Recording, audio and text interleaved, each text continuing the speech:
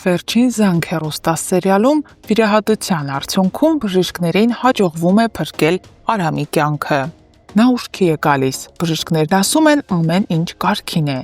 բայց հենց այդ պահից սկսվում են առավել լարված զարգացումները։ Նրա մայրը Լիլիթը որդու առողջության ֆոնին իր մեջ ձևակերպում է մեկ հիմնական նպատակ՝ ամեն գնով կանխել Սոսի ու Աննայի հանդիպումը։ Լիլիթը խուճապի մեջ է, նա լավ գիտի, Աննան Սոսի կյանքի կինն է, ում անունը նա երբեք չի մոռացել։ Իսկ հիմա, երբ երկուսն էլ Հայաստանում են, վտանգը չափազանց իրական է։ Բայց Լիլիթը չի էլ պատկերացնում, որ արդեն ուշացել է։ Սոսը տեսել է Աննային, ու ոչ միայն տեսել է, այլ հենց առաջին հնարավոր պահին հետևել է նրան, գաղտնի գնացել Աննայի հետևից, կանգնել անկյունում ու դիտել մի տեսարան, որ ակնթարթում փոխեց ամեն ինչ։ Աննան ու Միքոն, սիրառատ, ներդաշնակ, իսկ ամենածանրը, որ Աննան հղի է։ Սոսը տեսնում է, թե ինչպես է Միքոն գրկում Աննայի որովայնը, համբուրում այն։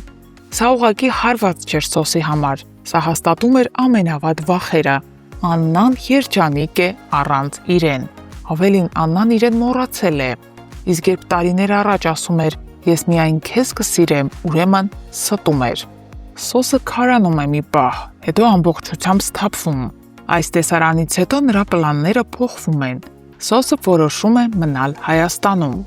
Այսուհետ նա պլանավորում է իր հաղթական վերադարձը, հանդիպում բոլորի հետ՝ Միքոյի, Աննայի, Հենդոյի։ Իսկ Լիլիթը, ում պլանները փլվում են աչքի առաջ, սկսում է այս ամենի մեջ փնտրել մեղավորի։ Եվ կրկին Աննան է դառնում նրա մեղքի թիրախը։ Իր քույրը, ումից տարիներ առաջ նա խլեց ամենաթանկը՝ Սոսին։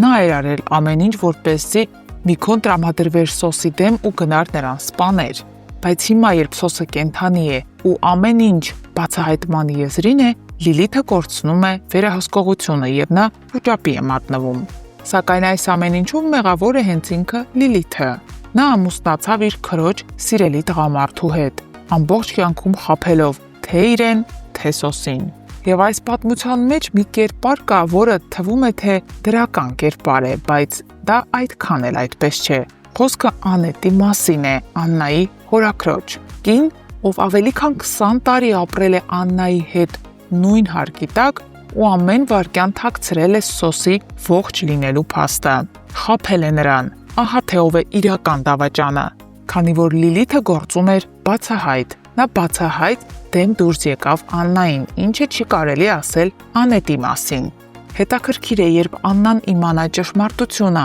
արդյոք կների Անետին այս սուտը։ Գրեք մեկնաբանություն։ Ո՞ւն ստացվել, մի հատ կտրի ուտենք տեսնենք համով, հա։ Տեսքի նման։ Լավ,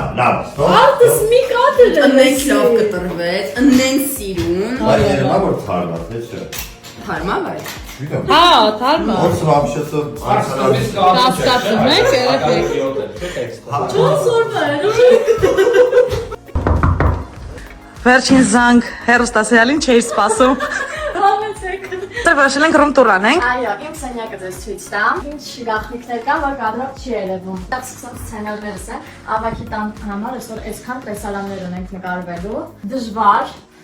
Ստեղ իմ շորերն են, հիմա պիտի փոխվեմ, որպեսզի տեսարանը նկարենք այդ շորերով։ Ցույց տամ ամենակարևոր պինգվինը, որ տեսարանով մենք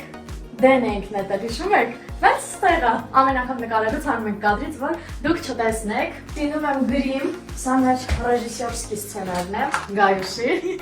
Ստեղ ունեմ իմ գրիմի պարագաները։ Այստեղ մենք ունենք ևս մեկ գաղտնի սենյակ, որը դուք երբեք չեք տեսել, լոգարանն է։ Պահարանում ինչ ունես։ Պահարանում ոչինչ չունեմ։ Ինչի՞ միշտ դասը բացում եմ ինչ-որ բան եմ անում, իմ վարից ոչ մի բան։ Իսկ բաց պատշգամբում։ Պատշգամբում ունենք, այստեղ եմ սիրուն հատված ունենք, ես շատ եմ սիրում նկարվել ստեղ։ Բացի՛լ է, բացի ասում եմ, ասում են դու ես հորս գլուխի կերել, ասում բացի։ Բարև բոլորին, Կաննա ջան, շատ երկար մտածելուց հետո հասկացա, որ անպայման պետքա ձեզ տեղյակ պահեմ Հայաստանը 7 օրով լքելու դեպքում։ Հետևորդներ ջան, դուք էլ շարունակեք նայել վերջին զանգը հեռուստասերիալը, լիքը լավ զարգացումներ է սպասվում։ Ժողովուրդ ջան, այսօր էլ այս տեսքով եմ նայեք։ Այս սերիալում կամ ես եմ տպում, կամ ինձ են տպում։ Լրիվ կռիվ կինո եմ խաղում։ Վերջի զանգի նկարահանումները շարունակվում են։ Այնա։ Բագոն վազել է սովորում, որովհետև ֆուտբոլի առաջնություն։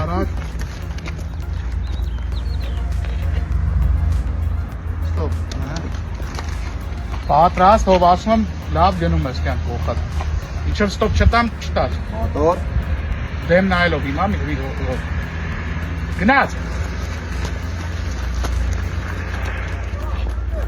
Ստոպ։ Փախա։ Ժողովուրդ ջան, ես գիտեմ ով է սոսը։ Քանի նվերը շեն տվե անունը չեմ ասելու։ Այդան եւ Ռոզան եկել են աշխատանքի նույն մազերով։ Ճիշտ է։ Նույն մազերով։ Իրականում ոց չենք։ Սիրում ենք իրար, այո, մենք սիրում ենք իրար ու ինձ ծիծաղում ենք։ Սուգաշ թորիների 10%, Սա գնացին։ Մենք ճամպրուկներով գնում ենք։ Իսկ ուր Դեպի պայծառ։